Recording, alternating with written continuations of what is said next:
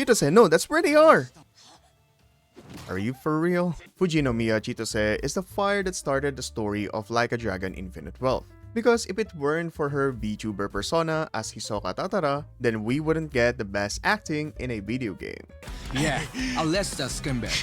I'm pissing myself over here. That man is not safe. And ever since her reveal as Tatara and her part in the smear campaign against Ichiban, Kiryu, Daigo, Majima, Saejima, heck, lists all of the former Yakuza involved in the Great Dissolution, a lot of fans seem to think that her redemption felt weak, and that she got off way too easy. But that's just not the case. In fact, Chitose revealing Bleach Japan's terrible nuclear waste management plan, Bryce as the false prophet of Palekana, and herself as Tatara is a sacrifice heavier than a cargo ship. Chitose wasn't forgiven too easily, and her redemption arc is better than we think. Speaking of being forgiven, I can't really forgive myself for trying to run games on my old laptop. It's like any minute now and it will explode just trying to load Palworld. But thankfully, I can now run games safer and better on my old laptop. That is thanks to today's sponsor. Introducing Boosteroid, a cloud gaming platform. With Boosteroid, you can launch any free-to-play games hassle-free. But wait, what about those paid games? Well, no worries. Simply ensure you have a licensed copy from an official digital distributor like Steam, Epic, or Origin.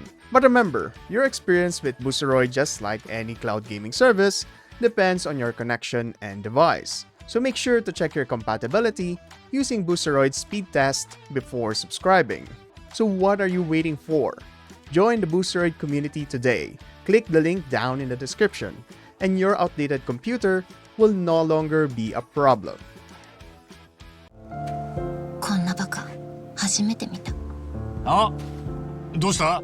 Alright, so let's first talk about what Chitose actually did, and it makes sense as to why she can't be forgiven too easily. Chitose kicked off the story of Infinite Wealth as Tatara, the VTuber who spread misinformation, or also known as Clickbaiter's Payday.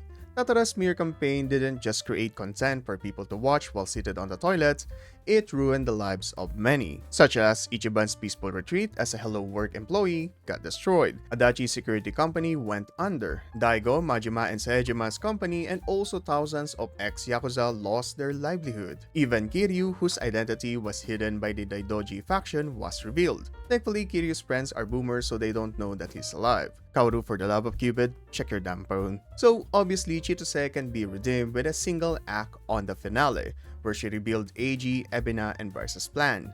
But actually, it wasn't even that simple. First, let's remember how Chitose became the VTuber expose expert. Chitose belongs to a wealthy family known as the Fujinomiya Group that specializes in logistics. Troubled and pressured by her responsibility as the sole heiress, she found her refuge in streaming, building herself an 8-fold fence where she can enjoy life and talk to a handful of people. It was a small stream, but a stream that she treasures deeply. One day she got fed up with what her father tried to do, covering up an incident where their cargo ship sank, killing all the people inside. With the guilty crime weighing down on her conscience, she made an expose about it. Sadly, the video Chitose made didn't take off, probably because she made terrible thumbnails like me.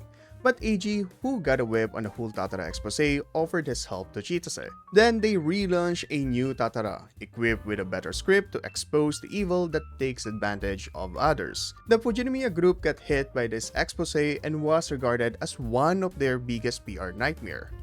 For now. With it, Chitose saw Tatara as the voice for the voiceless. But Eiji turned this whole partnership into his own puppet, which launched a barrage of smear campaigns against former Yakuza, which of course hit our boys Daigo, Majima, and Saejima, which forced their security company to go under, leaving them chilling in the mountains. The smear campaign didn't stop and led to the story of Infinite Wealth. But Chitose, prior to the events of the story, wanted to get out of Eiji's deal. But, well, she got blackmailed. Now, Eiji's blackmail against Chitose is bigger than what the story led us to believe. Eiji exposing Chitose as Tatara leads to various dangerous effects. One is Chitose's safety. No doubt that former Yakuza will want her head on the platter. I mean, just look at how they went for Eiji in the finale. Second is public scrutiny. VTuber or any anonymous content creators who got exposed are always vulnerable to a lot of cyberbullying, especially since Tatara focuses on that type of content. Her fans, knowing that she is the daughter of a wealthy group that is engaged with the shipment scandal, will be a prime target for a lot of internet drama. However, none of these two threats come close to the third one, because it's not just about revealing Chitose's identity as Tatara, but it also destroys the Fujinomiya group. Chitose is the heiress, and it won't be easy, especially for their shareholders, knowing that the company will be led by a troubled personality. Most companies will remove these types of people in any corporate positions as it stains their PR. Not to mention the whole PR nightmare of a daughter exposing their own crimes. Now, in reality, there have been companies that went under because of their CEOs. For example, we have WorldCom, who was once one of the largest telecommunications companies in the world before it filed for bankruptcy in 2002. Their CEO, Bernard Evers, was found guilty of orchestrating a massive accounting fraud which led to the company's downfall. Then we also have Enron Corporation with their complex web of fraudulent accounting practices and unethical behavior throughout the organization with their CEO, Jeffrey Skilling, at the helm. Skilling, of course, was sentenced to 24 years in prison for his role in the scandal. Chitose knows how big Eiji's threat is. That's why Chitose unwillingly became the devil's favorite puppet. So with this, can we just forgive her? No. Chitose's actions, although orchestrated by another, are still her own to take responsibility for. Stripping Ichiban and leaving him nude on the beach, luring Ichiban into the Barracuda, posing as a member of Ichiban's party to help Eiji spy on them, and of course, steal Lani. The worst of it all, Chitose's action led to the death of Wong-Tu and Hanawa, while the Palikana kidnaps Lani. But all of these actions doesn't make Chitose an irredeemable character, especially since she decided to own up for her actions by finally standing up against her puppeteer. And that's the reason why Chitose's Redemption Arc is better than we think.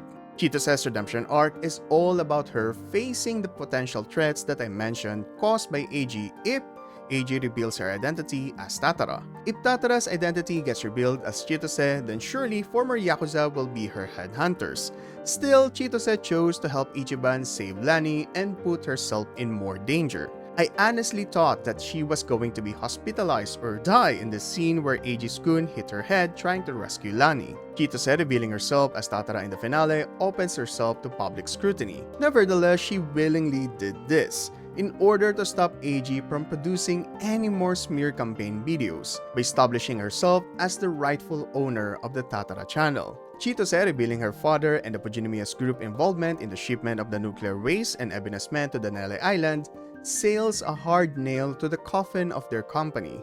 I mean, who would want to do business with a group that caused an international crisis? And with that, Chitose stepping in as the head of the Fujinomiya group does not mean that she now gets to run her family's business and enjoy generational wealth.